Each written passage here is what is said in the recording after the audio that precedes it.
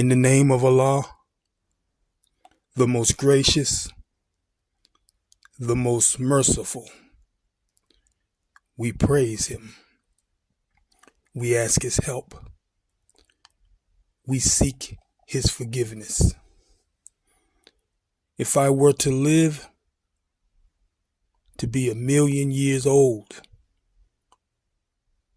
and on that last day, Allah would give me another 1,000,000 years, I could never thank Allah enough for giving me Islam.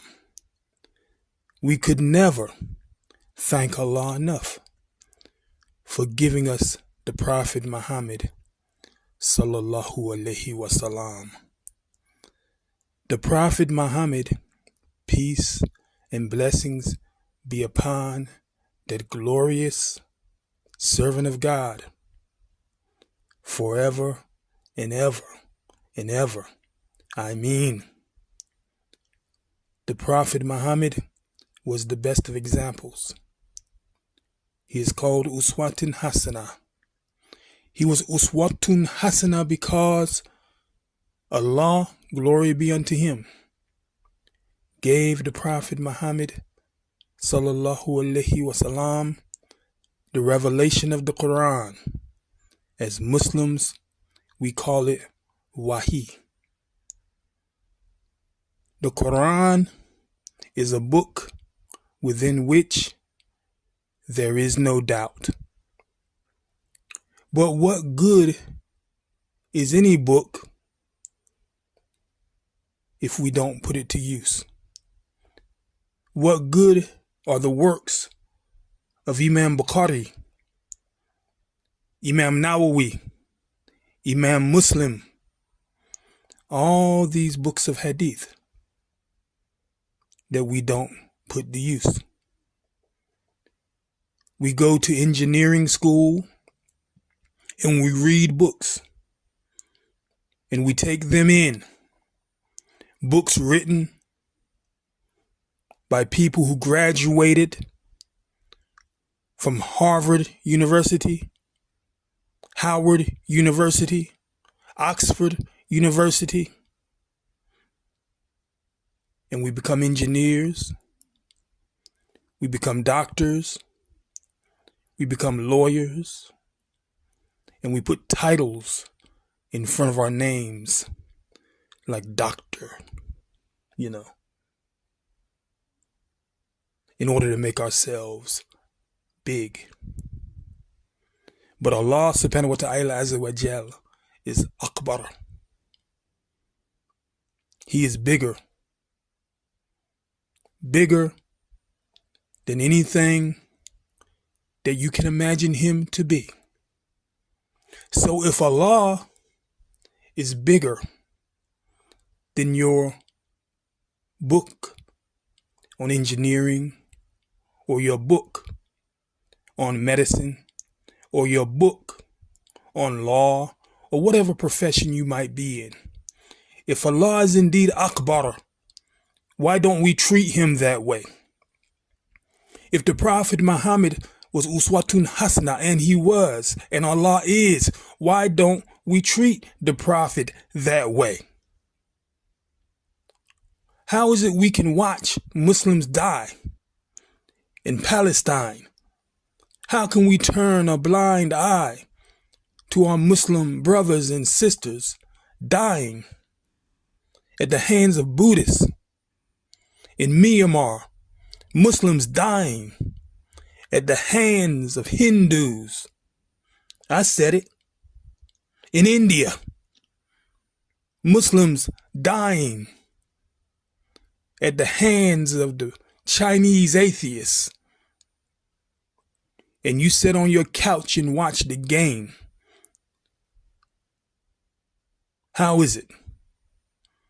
How is it the Quran and the Hadith of the Prophet Muhammad sallallahu alaihi wasallam can hold so little importance to us in the Muslim world? And you wonder why people don't respect us. Why would anybody respect someone who is trying to be somebody else? We put on our suits, our ties. The women take off their hijab because of what they see in the latest Hollywood, Bollywood, Nollywood, knock-on-wood movie, imitating the kuffar. Man tashabaha biqawmin fahuwa minhum. The one who imitates a people is one of them. Of course, this hadith is referring to religion. But what religion are you? When you can sit back comfortably and watch Muslims die and say not one word, still praise your leaders. I'm not speaking against no leader. I'm not a Carterite. I'm not a Carterite. But it has to be a time when we look at reality. It was a Muslim leader, a corrupt Muslim leader, not an upright one, who gave away Spain. It was a Muslim leader who was there when Spain fell and let it go without a fight. A Muslim leader who was corrupt. I've said enough on that. We as Muslims have to turn back to Allah. Well, brother, you say, I'm praying. I make my salat and I go home. What more is there for me to do?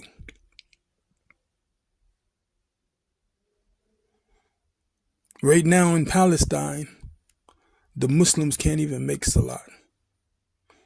Not comfortably. You can make an hour video talking about kushur, talking about finding peace in prayer. But until we come to grips with reality, none of that is going to make any difference. Well, Brother Musa, you say, what is the reality? The reality is that we as Muslims have become comfortable. We have been comfortable in our Western cars, comfortable in our homes with our wives. And there's nothing wrong with having a nice car, a nice home, a nice wife. But the Prophet Muhammad sallallahu alaihi wasallam said, La yukminu ahadukum hatta yuhibba li akima yuhibbu li nafsi. None of you is a believer until he wishes for his brother what he has for himself. Ask yourself, are we really believers? Do you wish for the Rohingya and Myanmar what you have for yourself? Do you feel anything when they die at the hands of Hindus or Buddhists, or when they die being pushed back into the ocean by the governments of so-called Muslim countries? We have to speak up.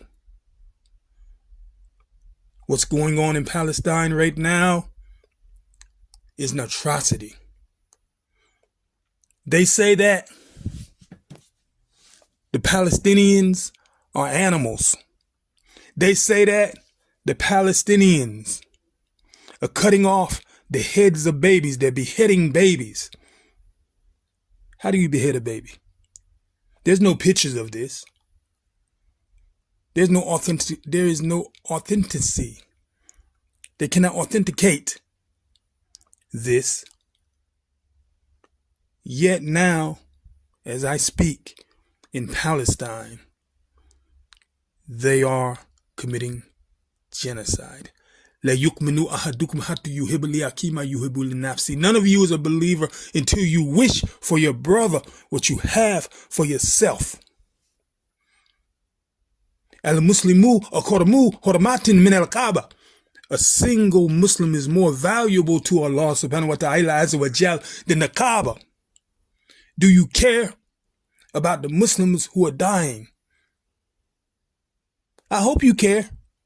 Because if you don't care, there's something wrong with you. You're broken. You're something inside of you is not right. Spiritually, morally. Fool, how can you dare call yourself a Muslim because of the dirt that you were born on or the blood that just so happened runs in your veins by the grace of Allah subhanahu wa ta'ala azza wa jal? When I was in the Muslim world,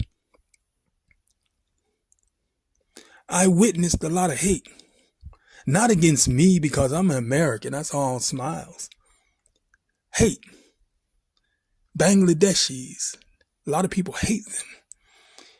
Indian Muslims. A lot of Muslims hate Muslims who are Indian. And we're all Muslim. What happened to al-Muslimu akul Muslim? What happened to that? What happened to that? Munafiq? What happened to that? If we all came together against munkar, if we all came together and verbally, you don't need an army, if you verbally speak up and stop being a coward. One thing about the Prophet Muhammad, sallallahu alaihi wasallam, he was a man. He wasn't a coward. He wasn't a coward. We need to make it known to our leaders that we expect something out of them. We need to make it we need to make it known to our leaders that if the Palestinian goes hungry, maybe the leader needs to go hungry. If the Palestinian is in the dark, maybe they need to be in the dark. If the Palestinian is thirsty, maybe we need to be thirsty. I'm not calling for anything radical here. As a black man, I know what happened in America. We were kept slaves for 400 years and they made us out to be the bad guy. Anything that happened was blamed on black people. Anything. They have annihilated entire cities of black people in America. Rosewood in Florida, Black Wall Street in Tulsa, Oklahoma. Entire cities of black people wiped out by these same corrupt devils who you buy Pepsi from. Maybe we don't need to buy no more Pepsi. I'm not calling for a boycott. But why would you drink Pepsi if you got something else to drink? I'm in the USA. It's hard for me not to buy anything from the USA, but I try. If you're in a Muslim country, why can't you make your own soda? Why can't we make our own clothing? It doesn't have to be Gucci. It doesn't have to be Louboutin. It doesn't have to be Guess. I don't care if you're wearing Pakistani kurta, a Malay songkok. If we stop buying clothing from these people, if we stop buying food from these people when we don't have to, we don't have to.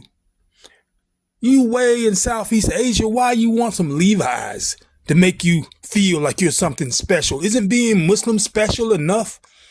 If you're in Turkey, why do you need Pepsi? Can't your country make a soda? If you're in Saudi, may Allah bless Saudi Arabia. Why do you need American dollars with all the money that's available in the Muslim world? I'm asking that as a question, not a demand. Why are we so dependent on these kuffar? Why are we so dependent? And why do we love people who do not love us? You're no different, Nigerian. You're no different, Indonesian. You're no different, Pakistani. You're no different, Turkey. You're no different no matter where you are in the Muslim world than the Palestinian, because we look at that and we say it's not us. Wake up. Wake up. Astaghfirullah. Wake up. Because that can be you.